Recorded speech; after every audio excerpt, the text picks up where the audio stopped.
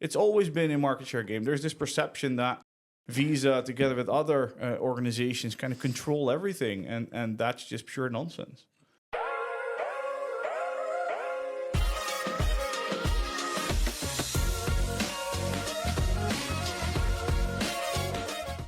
Welcome to the 7th season of In Check with Fintech by PCN. This season, we're thrilled to bring you exclusive insights from some of the most influential leaders in the fintech world. Get ready for candid conversations as they share their personal journeys from career-defining highs to the toughest challenges they faced. We'll also dive deep into the game-changing impact of AI, the latest industry trends, and what the future holds for fintech innovation. So, buckle up and stay tuned for an exciting season ahead. On this episode of In Check with Fintech, we have the pleasure of hosting Jos van der Kerkhof, Country Manager Netherlands at Visa. With over 15 years in the payments and banking industry, he previously served as Director of Products for Visa Netherlands and Program Director for Visa Central Europe, where he developed payment solutions across multiple countries. He also holds a Master's in International Business and a Bachelor's in Finance, and is passionate about innovation and the transformative power of partnerships in the payments industry. Enjoy listening. I only realized yesterday that you're only 38 years old. Yes. How did you even know I was 38 years old? Well, because you said on a podcast about a year ago that you were 37, yeah, so that's right. why I know now you're 38 years old. That's true. That's true. It's impressive to have. I mean, I'm 36, and I look up to you. I'm like, I don't know. Well, this is where I want to be. It's just a job. It's just a job. It's just a number. It's just. Are you one of the youngest country directors at Visa in the world? I think so. Yeah. Probably not the youngest, but I'm definitely on the lower end of the. Yeah, I can imagine. Of the line. Yeah. Must be all sorts of different demographies. No, that's the thing. That's the thing, right? So lots of colleagues also stay with Visa for a long time. So a lot of people stay there for my predecessor, Daniel, has been in the job for 11 years. My colleague in Belgium has been in the job probably by now for 11 years. A lot of people actually do the job for quite some time because it's a nice company to work for. It's a nice job. You get to meet people like you. So it's great. It's nice. Yeah. And you've been here now for 6.5 years, right? Employee number 4, and now 200 people. Is that right? 200 people in the Netherlands that work for Visa. Yeah. Okay. Indeed. But my span of commercial focus is on the 30 that we kind of have in this space. There's 50 seats here, but officially I'm also need statutory director for need a few more. How did you do it? Is there any decisions that you made that made you come here? So no, the thing is, I've done quite a number of things, but I've done them at relatively high pace. So it's been a journey. You need to work in payments. I started in procurement and payments, then did relationship management towards Visa, MasterCard at the time, Econs Worldline, card vendors. That's how I kind of came into payments as well, and kind of just got more and more into it. Mm-hmm. And then over time, when you see that there's more possible, there's just a lot of innovation out there, and I am vocal about those things. So hey, why don't we try this? Why don't we try that? And people are like, well, if you have so many ideas, how we try to come execute them? So then they pulled me into the product team at ABN AMRO, this was. And it's kind of up ever since, as long as you keep kind of applying yourself and trying to stay curious and knowledgeable and ask questions, and at the same time apply then the lessons, try to change other people's way of thinking, and at least try to move everything forward. That's been at least...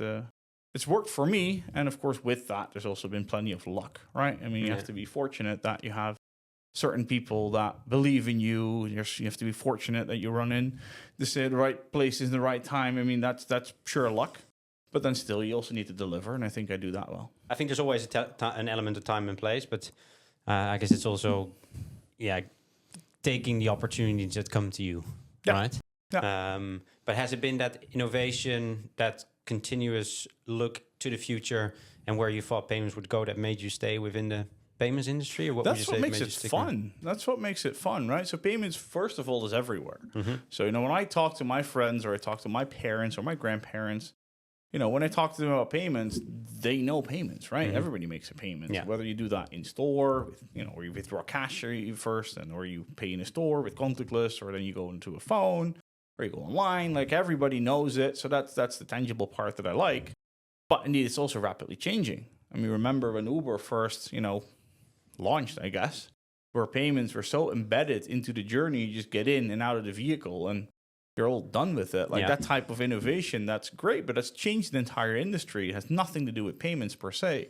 But the fact that payments has been such a tremendous factor in that journey is fantastic. And you see that being applied in lots of places, and that's also what makes it fun. Interesting, yeah. Is there innovations now that you see within payments that you're particularly excited about? Or let me maybe rephrase that question before we get there, because I think that's a big piece of what I talk about today is AI. But maybe first, before we go there, there's obviously the rise of alternative payment methods. There's Vero, which I think today launched in France, and they're slowly rolling out. Are those payment methods that, I mean, they brand themselves as being competitors to the card networks out there, right? The Visas and the MasterCards.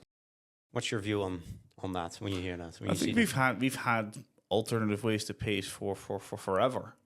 I mean, you've been able to pay with cash or with coins or with checks or with all kinds of stuff. In the past, you've been able to pay in the Netherlands here with Ideal. I mean, it's 72% of Dutch e-commerce is Ideal. There's been multiple ways to pay for people online. And indeed, of course, it is, I understand it's also a nice way to look at Visa because we are innovative, because there is indeed scale and size, and we are good at what we do, right? And we do provide seamless network uptime of 23 years. We do provide a lot of, stability, reliability, reach at 130 plus million merchants. I mean, there's a lot of things that I think we do really well, and that's, of course, why lots of people want to work with us, why people get a Visa card, because it does work everywhere. Our merchants do want to accept Visa because there is 4.4 billion cards out there plus 10 billion tokens, so it is, accessible to the world. There's a lot of good things around it, so I get why people look at us. The reality is, there's competition, there's alternative ways to pay, and I think that's good. Let there be choice. Let there be how people want to pay is how they want to pay, and we put our best step forward to make sure that that's Visa. Are you nervous about them taking any sorts of market share? Not in particular, no. Okay. I mean, but let that be right. I mean, it's always been a market share game. There's this perception that Visa, together with other organizations, kind of control everything, and that's just pure nonsense. Even when you look at the numbers, the whole range of account-to-account transactions is far higher than the number of carded transactions. The number of SEPA direct debits is far higher than the number of carded transactions. So, there's this whole world of payments out there that people are, paying with their electricity bills or to the government or other bits and pieces, and also merchants with Ideal and other Vero and other ways to pay. Crypto is coming up. There's always been lots of ways to pay, and I'm not particularly fussed about any of the single ones. Do we watch them? So things we can learn from them. There's things that we keep in mind, of course. It's a big pie, obviously, to share. And it's a growing pie. And it's a growing pie. It's a growing pie. It's a fast-growing pie. Exactly, yeah. Is there any payment trends right now that you look at or start to apply or do a particular, keep an eye out for? Let's put AI to one side, but besides AI, are there other payment trends you look at the moment that you're particularly interested about? Well, that's the thing, right? So it also depends on where you look in the world. If I look, for instance, at a global scale, you see that globally, more and more people are becoming buyers as well as sellers. There's an increasing number of people that sell something. So before that was kind of exclusive to a merchant to sell stuff, but now, I sell stuff on Marktplaats in the Dutch audience, or other people will sell stuff on eBay. But there's also micro merchants and other places in the world that, because they're able to sell stuff now, and able to accept the payments for that in a simple, convenient way, they have out of a sudden a market that they can, deliver their goods to. And that in itself is something that A, we recognize, but also B, we support. We think it's really good that people are able to get, out of sometimes a bad position and get into a better position because they are part of a digital economy. That's something that we see globally. I think another key thing indeed is AI, but we'll come to that, I think, in a bit. You mentioned that, so that's there. What I think is more closer to home, I think, for us, is that you see payments just becoming embedded. So I mentioned Uber, of course, before, but you see essentially that payments are no longer, a destination. They are just part of the journey that you are in as a customer. Yeah. And that's a solution, or that's a way in which, payments will become just the norm and just ingrained and interlaced with everything else that you're doing on a day-to-day basis. And that also, with a number of innovations, with tokenization in particular, allows for those innovations to take place because it reduces or it removes actually a lot of the security that is typically needed in a piece of hardware. It moves a lot of that security towards our secured area. So that means that the innovation and where the payment credentials are stored can be, shouldn't say unsafe, but there can be less invested in making them safe because a lot of security is moved to our back end.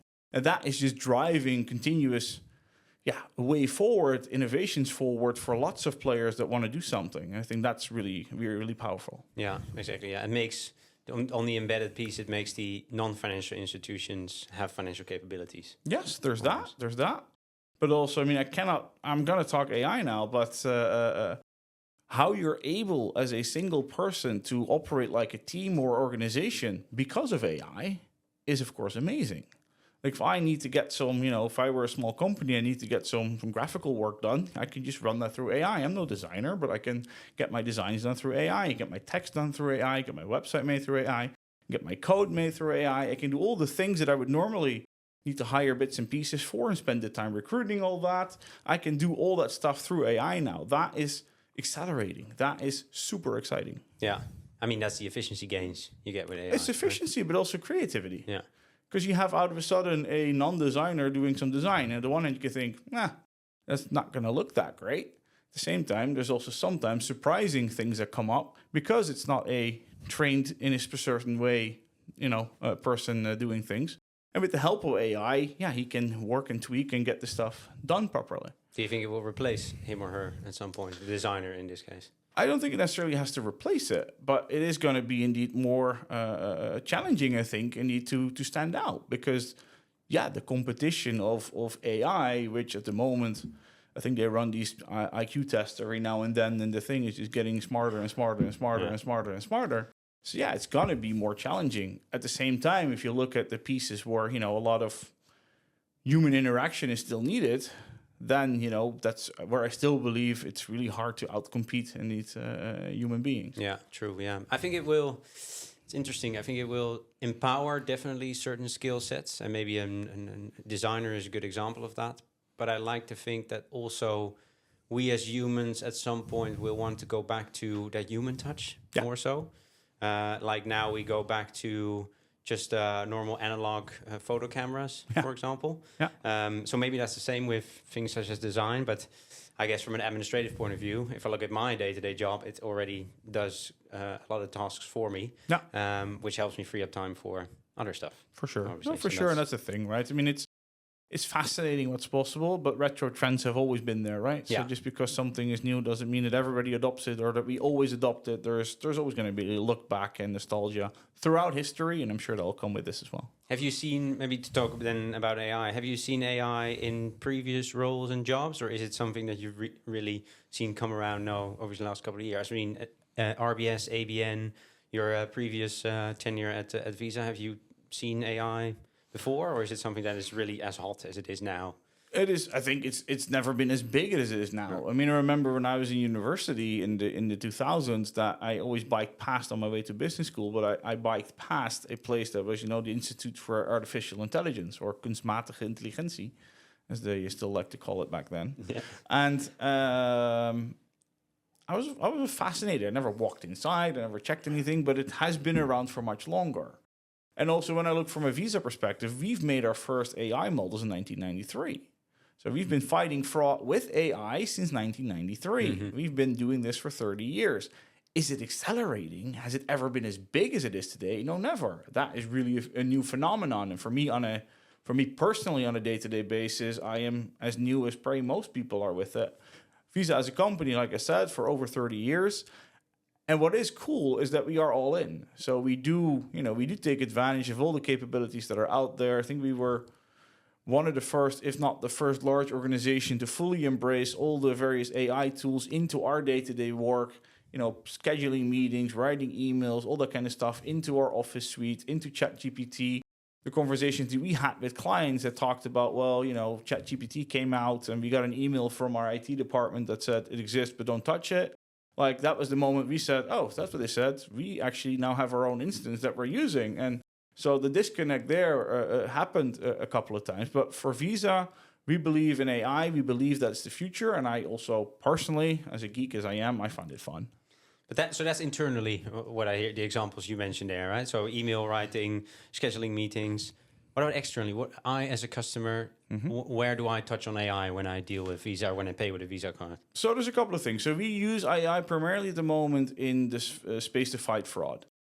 So we use it to use the cyber intelligence, to feed our cyber intelligence models to make sure that and essentially that we are able to protect the network to the best of our abilities. That's where we have the most, rigorous way to apply it. And we're very successful at that, right? So we were able to stop 41 billion in payments fraud last year because of these models. I mean, 41 billion is a lot of money. It's a lot of money, yeah. It's a lot of money. That's what we stopped in the network because of that.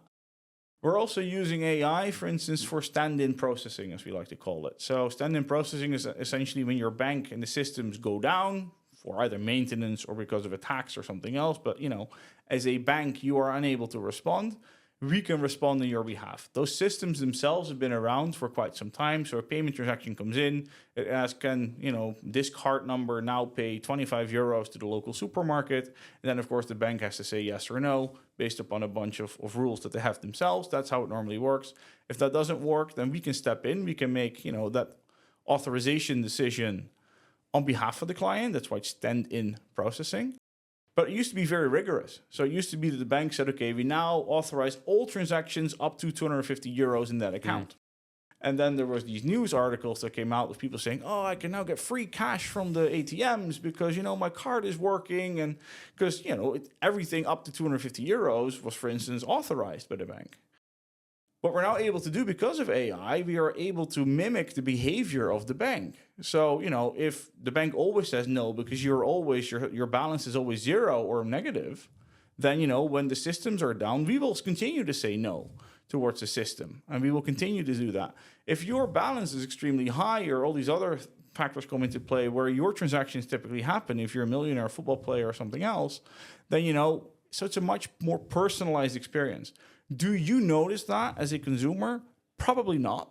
That's also the success, I think, of it. It shouldn't be that you are noticing this, but it is a way for us to make sure that, people can continue to transact, they can continue to spend the money and make the purchases they want to make. We can also allow the bank to run, their business and do their maintenance in the best possible ways and allow them even for downtime in case they are down. But, it doesn't affect the ecosystem. It doesn't affect the merchants who is also still, able to sell. So it's good for everybody. And is mimicking the bank always preferred by the consumer? Is it always the best way? Because you talk about mimicking the behavior of the bank. Is that always your preferable way, if you see what I mean? I think it is. I think it is. I mean, you have an account with the bank behaves in a certain way. That's what you are used to. That's how it should be. Plus, why should you essentially extend a line of credit to someone that cannot repay it for the 250 euros that he withdraws? That's in no one's interest, not in the interest of the bank, because he probably has to write off the 250 euros. I guess it's in the interest of the person that receives 250 euros, but he's just getting 250 euros for nothing. It's not how the system should work. So yes, I do definitely see this as an improvement over what was previously there. You clearly see a future in combating fraud through AI with the acquisition of Featurespace just recently, right? Yeah. Also, other things that... No, we do a lot. We do a lot in AI. Like, we do a lot in this fraud area, indeed. So, Featurespace is very, very new. So, I don't have all the nitty-gritty details that you may want to ask about. I don't have them yet. So, apologies for that. But in general, of course, if we look at, where do we excel, then, we operate at scale. We do that really well. We operate, at a very resilient level. Like, our systems have not been down for 23 years. Our systems, can route a transaction over 27 different ways. They can go over landlines, over satellites, over leased lines, over whatever it is it takes. So, we are up and running. We're good at this, at just keeping essentially everything afloat. And then what we're also really good at is fighting fraud. So we launched, for instance, a pilot last year where we scored all the instant payment transactions in the UK. So Pay UK gave us all the transactions that had taken place in the UK, and they asked us, okay, how much of these transactions would you be able to filter out? Guess what the result was? 54% of transactions that had already been, gone through the systems of the banks, we would have been able to filter out, like, this is a fraudulent transaction. That would have saved the British economy 330 million in fraud. Let alone all the individual people that are affected by fraud. Because, when a fraudster catches on to you, it's not just the money is gone, but you're emotionally involved. It's a very traumatic experience. So we are able to eliminate a lot of that bad behavior, a lot of that bad outcome for people. Yes, that's an area where we're really good at, and that's where we continue to invest. It's an area where we continue to apply certainly the strong fraud and AI capabilities that we have. What are these banks missing? Money 2020 USA is the world's biggest, most influential gathering of the global money ecosystem, including banks, payments, tech, startups, retail, fintech, financial services, policy, and much more. This is where you'll find new connections, business-critical insights from inspirational speakers, innovation, and partnerships you need to ensure your business succeeds for whatever comes next in money. Don't get left behind. Join now and use code TPC250 to save an extra $250 of your pass. What are these banks missing? They've not implemented it yet. But, it's... 54%, 330 million. That is insane. It's a lot of money. That is a lot of money. It's a lot of money, yeah. Is there then for you a role as Visa to educate these banks and let them use your systems? Is that already happening? Or Yeah, no, of course. I mean, everybody was astounded by the performance, including ourselves, right? Like, we knew we were good, but it's nice to have these types of pilots, at scale, that demonstrate the capabilities. So yeah, in that sense, then we can talk about how can we help you do this. For us, of course, it's also a great way. Everybody knows Visa from the cards. Everybody knows Visa from either a credit card company or perhaps a debit card company or both, but cards. Now we're able to, invest the assets and the capabilities, the knowledge, the expertise that we have into other ways to pay. That's for us also a strategic imperative for the company that we are not just active in the carded space, but we can apply the best things from cards to other ways to pay. And I think that's in everybody's interest. Yeah, except for the fraudster. Yeah, exactly. Yeah. Isn't it inevitable that if you accept payments or process payments, that defrauding payments is kind of a given? Of course. But I mean, we talked about how AI is good for the world. Yeah. AI is also used by the people that have less good intentions. Oh yeah, of course. Yeah. So that's the thing, right? I find the best example of that is that, for instance, Japan was for many reasons, but language for a big piece was like there was not a lot of phishing happening in Japan because that market and the language and to do it right is just such a unique skill that essentially only Japanese people possess, and they are typically very disciplined. But we saw that by the rise of AI, out of a sudden, like certain fraud techniques that were very commonplace in other parts of the world were suddenly applied to Japan, where like the protections weren't up in the same way. So a lot of people just got defrauded by that. It's a terrible way in which AI is used in this case for bad things. Yeah, exactly. Yeah. We see fraudsters collaborating much more effectively because of AI, but also we talked about how I could be a small business owner, I could be my own designer. If I'm a fraudster and my specialty is, I'm a great hacker, I can now have AI write malware code for me. I can now have I can now have AI help me into kind of finding social engineering. There's all these bits and pieces that AI is also able to do for bad. And that's indeed an arms race that we are definitely in and that we invite everybody to be in. Because, you cannot sit still and rely on the stuff that worked 2-3 years ago.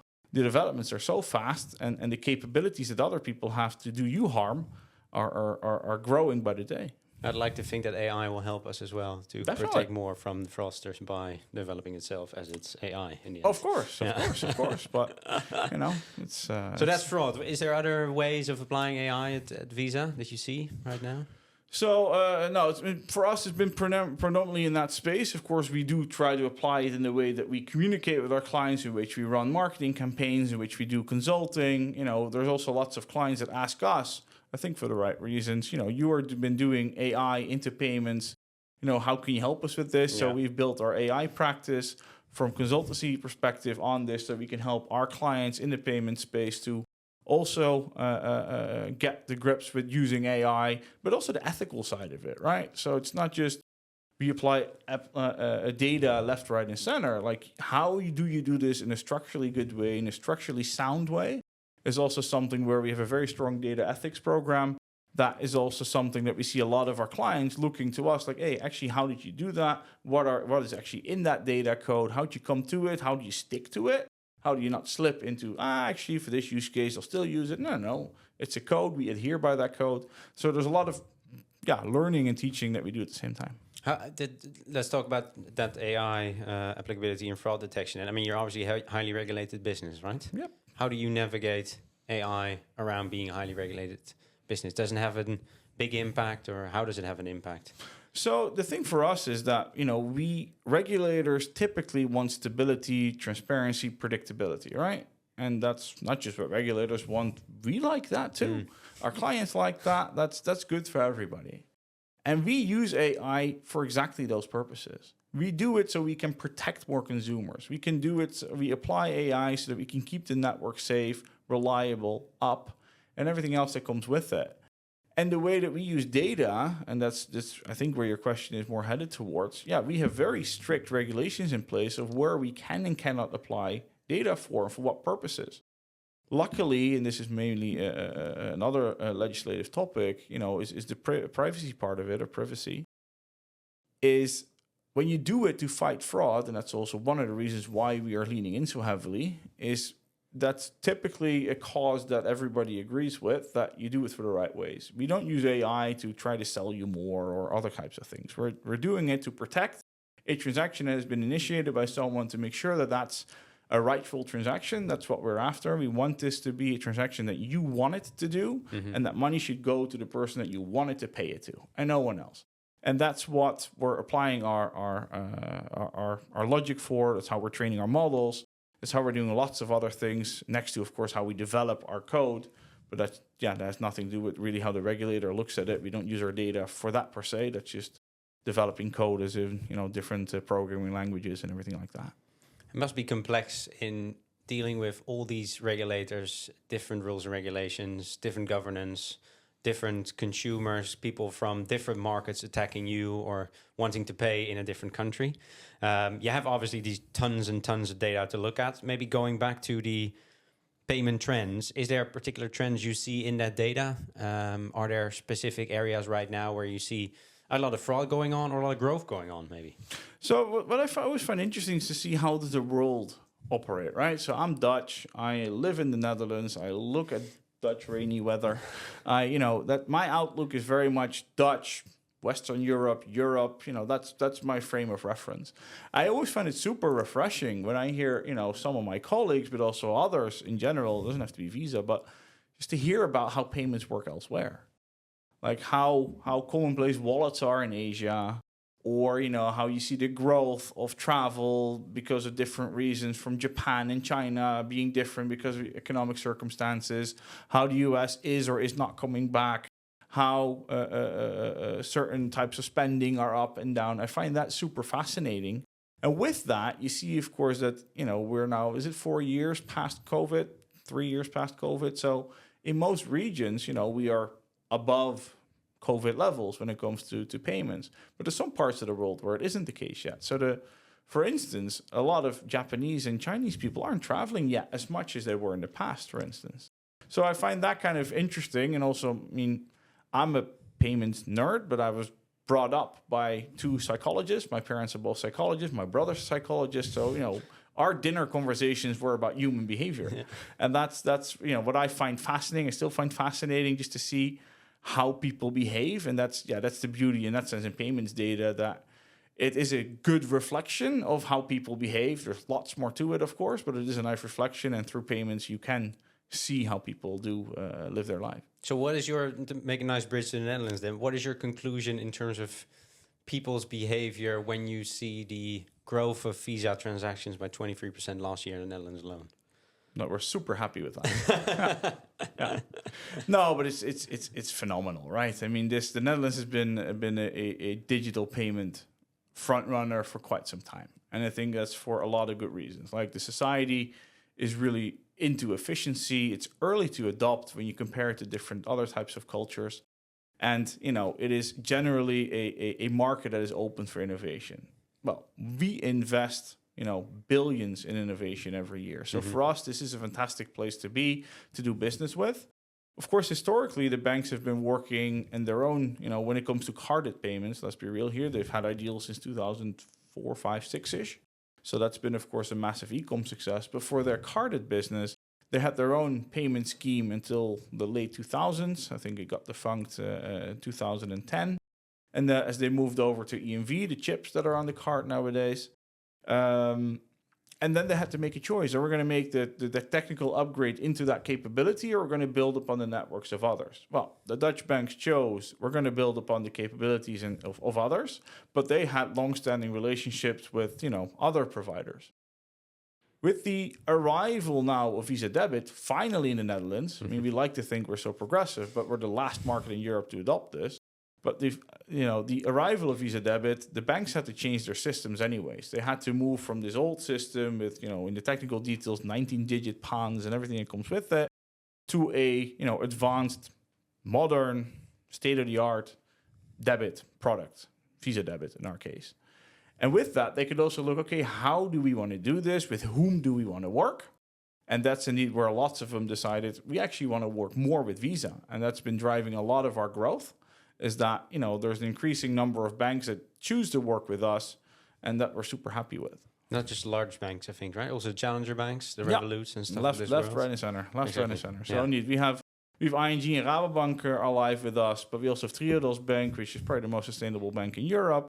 We have a couple of fintechs, indeed, in the area of Revolut is indeed one, but also Intersolve or Enfuse, or a niche player like Eximo, which has a very sophisticated mobility solution. So focusing on mobility, how can we solve for the problems and the issues and the challenges that, travelers face and the commuters face and the businesses that, have employees that need to travel face. So they have really interesting solutions for that. So it's the big ones, it's the medium ones, and it's the smaller ones. It's really been fantastic. Is it, for me as a consumer, do I have any benefits from using Visa as opposed to any other of the other networks? Do I feel different paying? Do I have a different experience if I pay with a Visa card now because I have ING versus what I did last year when I had a Maestro card?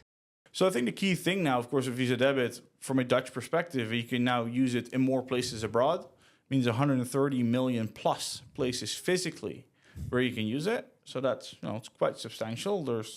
Ask other networks what their numbers are. I'll leave it at that. I think we score super high. Yeah. I think the second thing, of course, you can use your Visa online. I mean, there's of course some places in the Netherlands that are ideal only. But, if you look globally, I think it's the most accepted payment method, both online as well as in store. Plus, then, of course, all the innovations that we're able to build with. Because if you are a fintech or any developer for that matter, and you want to, conquer the world and reach the masses, then you're going to look at, what's the easiest way to get to those masses. And then a lot of people, want to innovate with Visa, early on in their innovation journey, so that, after they've conquered a local market, they can scale globally. And that's, of course, been a massive driver for a lot of people as well. That's why we see the innovation, and that's you as a cardholder will also see that you are able to use your Visa card in more places than you were able to use your previous card. Interesting. Is it something that is important to you, this growth? I know you're quite competitive. I've learned that from previous podcasts. Is this, besides the commercial success that brings with it, let's talk about the feeling that it gives you. Yeah. Does it give you pride, joy? Of course. What does it do with you? Of course. I'm happy to work with Visa. I think you hear that in the way I talk about it, right? So I think that's definitely there. No, it's fun. It's a great company to work for. Like, we have literally the best people in payments are with us. And that is, of course, great that you can surround yourself. Again, I am a payment nerd. I like to be surrounded by people that, are also in this same crazy state of mind that, you live and breathe payments every day from the moment you wake up to the moment you go to bed. That is an area and environment that I thrive in. Mm-hmm. And I've said this on a news broadcast, and I was just a one-to-one conversation before, but he used it as an introduction to me. If you like payments, then Visa is the best place to be. And that's what I told him before, like in our introduction, but that's what he said. And I still believe that. If you like payments, Visa is the best place to be. There's no type of payment that we are not at least looking at, if not involved in or have innovated it or have invented it, whether that's crypto, whether that's money movement, whether that's cards, whether that's any wallets, any type of payment that's out there, we're part of it. And for a person like me, it's a fantastic place to be. Is it maybe, just playing advocate of the devil here, because you have such a massive reach, you sometimes can feel a little clog in the wheel? But it's the thing with Visa, what I like about the culture within Visa is that for the size of the organization, there is only 26,000 people. mean, that is a lot, right? I mean, in the town I live in, there's, it's more Visa employees in the town I live in. But still, right? It's, for the size of the business, that's not that much. Like, we're able to run, the Visa Dutch office now with about 30 people. When I joined, there was 4. When I became country manager, it was 8. But now there's 30 of us. Like, in that sense, it's there. But also, if I need to make a call to, I don't know, I literally had to do this the other week. I had questions about the Philippines. I can just, send a message or pick up the phone. I call my colleague in the Philippines. Like, can you help me? And the answer, before I even explain what is the question, is like, of course, I will help you. And that's the response I get that all my colleagues have whenever we need to, have some input from each other. And that culture is super strong. It's something that I haven't seen as strongly in other companies that I've worked at. It's also part of what I think is driving a lot of the success of Visa, because we are able to connect so easily, so seamlessly, and it's so natural to the people that work here that it's a nice company. Yeah, you have that international reach, knowledge sharing all over the world. If I need the latest on crypto, I give a call and I get it. Yeah, it's not like, oh, please, can you make time for me, please? No, it's like, of course I'll help you. It's great. Did you notice well, let me explain this. Did you know that there was such a huge potential for Visa in the Netherlands 6.5 years ago? Did you know that there was this type of culture, or has that evolved and changed over time? I had been in Dutch payments for a little bit to see that there was undeveloped potential for Visa. So yes, I did realize that. Did I think things would go as quickly as they did? No, not for our local growth, not for me in my career. That's been, in that sense, a positive surprise to me as well. That's been, but I noticed the potential. Did I know the culture in that sense? Yes and no. Of course, I didn't work there, but the vibe I always got from working with the people at Visa was very much this positive vibe. This, we can try to make this work. We're collaborative. We honestly trying to help, our clients. That isn't just a mantra, or this isn't just something we say, but to actually do it. That is indeed what I always felt as well as in my previous interactions with the people at Visa. And yeah, it was in that sense a pleasant surprise that was also the reality when I actually had joined. Well, yeah, definitely. Yeah. And it sounds like it's going to keep you here as well for a little longer. I quite like it. Yeah. Who knows, though? Yeah. For Visa, if you look in the future, what's next for you guys? What are you working on, or what are you excited about, or what is new? Yeah. So a lot of things for us is about the growth of Click to Pay. So Click to Pay is the easiest way to pay online, but also the safest way to pay online. So what it does, and again, I think this is quite remarkable, is that Click to Pay has been able to drop the fraud rates in those transactions by 60%. So that's a tremendous saving, again, in fraud. But also at the same time, if you want to drop it 100%, just stop all payments. But it's also been able to increase the number of right payments by 6%. So as a merchant, as you accept Click to Pay, you will experience 60% less fraud and 6% more sales. Great That's solution. like a no-brainer, right? Yeah. Exactly. So that's indeed what we're investing in heavily. For those who don't know, Click to Pay, can you quickly explain? So Click to Pay is essentially it's gonna the nutshell explanation is it's gonna do for online payments what contactless has done for in-store payments.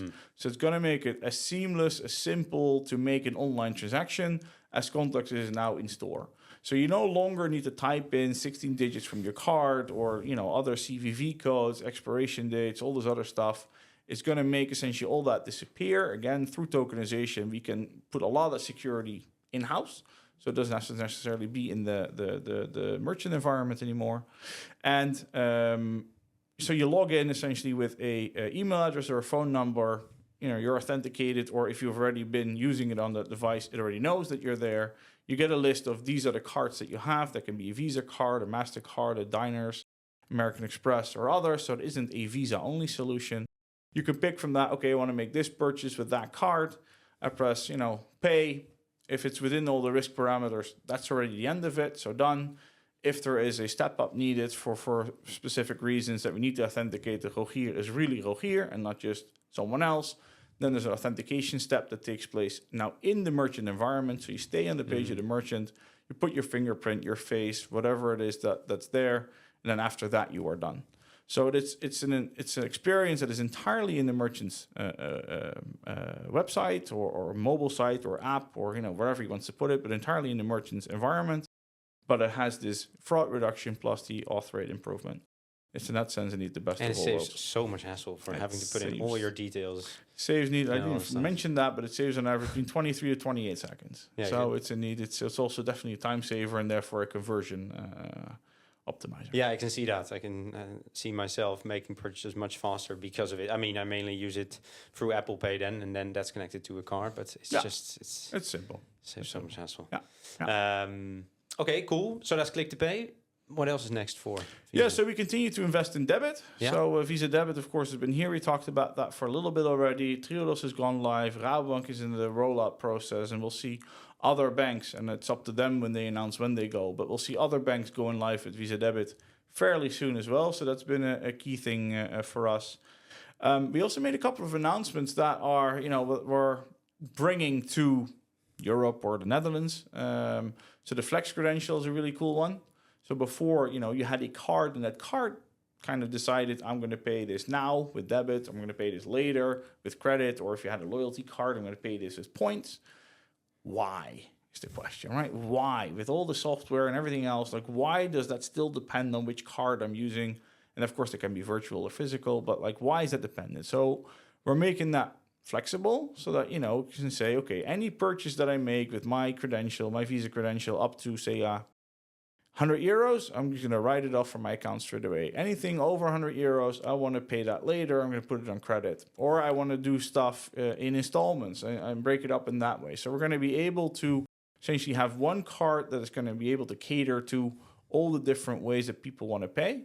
So that's going to be a massive improvement. And something that I have a very close eye on from the Netherlands that we just announced not even a month ago, but we announced Visa A2A, which is essentially that we're bringing our brand, our network, our capabilities, and a lot of consumer protections into the account-to-account space. So, people make a transfer, for instance, in account-to-account. That's irrevocable, right? I mean, then payment is done. You've been defrauded. Well, sucks to be you. Your problem. We don't think that's fair. We don't think that's how it should be. So we are, bringing a lot of our reach capabilities and things into the account-to-account space. We're launching that in the UK with quite a number of players. We're heavily involved in the Nordics in making sure that something similar can also help the people in Scandinavia, Norway, Denmark, Sweden, and that area. And of course, for us being a digital payment frontrunner in the Netherlands, it makes sense that we're also looking into how can we apply that logic to the Dutch market and how can we essentially make payments better for Dutch people overall. Sounds like the UK is a great first candidate for the banking sector. The UK is indeed now, they've made their commitments, and in the press release, I knew something was coming, but I wasn't fully aware. I was surprised to see what names had signed up, are part of this exercise, are part of this journey. I mean, it's not the tiny ones. It's it's the real big names in the UK are into this, and I think for the right reasons. If you want to, if you want to protect consumers, if you want to be real about your duty of care or zorgplicht in nice Dutch, then this is a great way that you can protect your customers. It's exciting. Lots of it. Lots of excitement. Lots of it. Yeah. Great. Yeah. Last question for me before we close off. You've been in payments now for 13 years. About that, I think. Yeah. Yeah, I guess I'll go for that. Like that. Yeah. I mean, there's obviously a lot of people who want to maybe get into payments. I don't know, when you started 13 years ago, I started 11 years ago. When I was speaking about payments, everyone was like, that sounds like the most boring topic to be part of. But I think now it's hot and happening, obviously also because of the rise of the term Fintech. What would be your one piece of advice for people who want to get into payments? I think, there's a couple, but the key thing, of course, no one who was ever in a 4-year-old or 6-year-old said, my dream job is to be in payments. So everybody, just got into payments one way or another. And I think it's probably the most used conversation started with other people in payments. How did you get into payments? Yeah. So for me, I worked in procurement. So I studied international business, I did finance, I did supply chain management, got into procurement, and then I ended up buying payment systems. But I also bought networking services, I bought courier services, I bought archiving services, but I also bought payment systems. No idea what a payment system really was. But luckily, there were some smart people there that sat me down, that walked me through a 4-party model and how does this actually work, this payment stuff? And I was like, all right, this is interesting. And in all fairness, I'd always read like the consumer money magazine that my dad had a subscription to, or the Geldgids. And yeah, so I kind of always, I was somewhat fascinated by it, but then through my job at RBS, I got really into it, and then you just kind of go. My piece of advice is to make sure you stay curious. Make sure you continue to ask questions. Even as you know, you may start relying more like, actually, I know this works. And then, the actual reality is already caught up with you. So the stuff you learn today is going to be less valuable. I'm not going to say obsolete, but less valuable in a couple of years from now. And that trend is just still accelerating. So all the stuff you learn today won't be as useful next year, let alone in 10 years from now. So as long as you stay curious, as long as you keep on learning, as long as you keep asking people questions, the world is yours. Great. You also close with that. Thank you very much. Thank you too.